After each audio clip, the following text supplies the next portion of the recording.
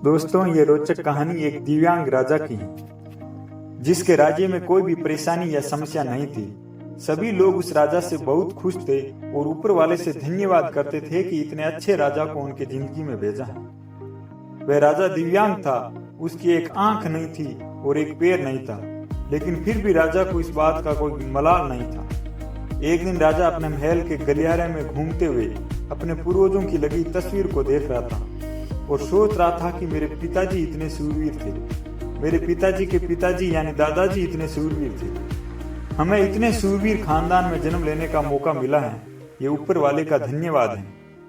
राजा सभी चित्रों को देखते हुए आखिरी चित्र तक पहुंचा और फिर उसकी नजर उस खाली जगह पर पड़ी तो वह चिंता में पड़ गया, क्योंकि उसे मालूम था कि अब यहाँ जो तस्वीर लगेगी वह मेरी स्वयं की लगेगी।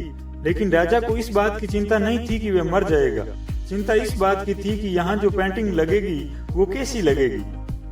राजा का एक आंख और एक पैर ना होने की वजह से वह चिंता में पड़ गया और सोचने लगा कि इस गलियारे में इतने शानदार पेंटिंग लगी हैं, लेकिन मेरी एक आंख और एक पैर ना होने की वजह से मेरी ही तस्वीर सबसे खराब लगेगी और सबसे भद्दी दिखेगी। राजा ने सोचा कि मेरे मरने के बाद पता नहीं कैसी पेंटिंग बनेगी और क्यों ना मैं अपने जीते जी एक शानदार पेंटिंग बनवाऊं, ताकि मुझे ये सुकून मिल जाए कि मेरी यहाँ अच्छी पेंटिंग लगेगी। अब उस राज्य में ऐलान करवा दिया गया और सभी पेंटर्स को बुलाया गया और कहा गया कि जो भी पेंटर राजा का शानदार पेंटिंग बनाएगा उसे शानदार इनाम मिलेगा। अब सभी पेंटर राज्य में आए और इन पेंटर को पता था कि अगर शानदार पेंटिंग बनेगा तो शानदार इनाम तो मिलेगा, लेकिन जिस राजा का एक आंख नहीं है, एक पैर नहीं है, उसका शानदार पेंटिंग कैसे बनेगा। पेंटर सोच रहे थे कि इनाम का तो पता नहीं, लेकिन अगर शानदार पेंटिंग नहीं बनी और राजा गुस्सा हो गए तो सजा मिलेगी, इसलिए बड़े बड़े चित्रकार भी आगे नहीं आए। तभी उसमें से एक लड़का बोला, राजा साहब, मैं आपकी पेंटिंग बनाना चाहता हूँ, मुझे 24 घंटे का वक्त दीजिए।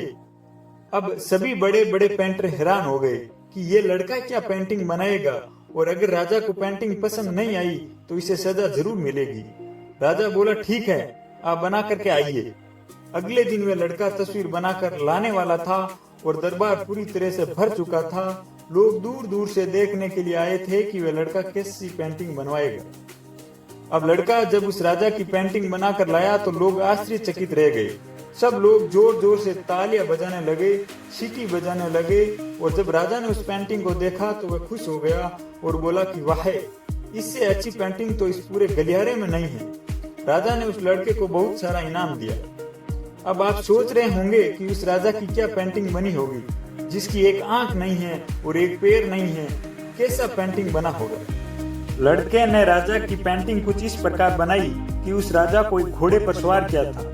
एक साइड से उस राजा का एक पैर दिख रहा था और राजा तीरंदाजी करते हुए निशाना लगा रहा था, और निशाने लगाते वक्त एक आंख बंद हो जाती है, और उस लड़के ने उस राजा की वही आंख बंद की जो राजा के पास नहीं थी। इस तरह से उस लड़के ने राजा को निशाना लगाते हुए घोड़े के ऊपर सवार दिखाया, जिससे एक आंख बंद और एक ही पैर दिखाया, और इतना शानदार पेंटिंग बनाया था कि वह अब तक की सबसे सर्वश्रेष्ठ पेंटिंग थी।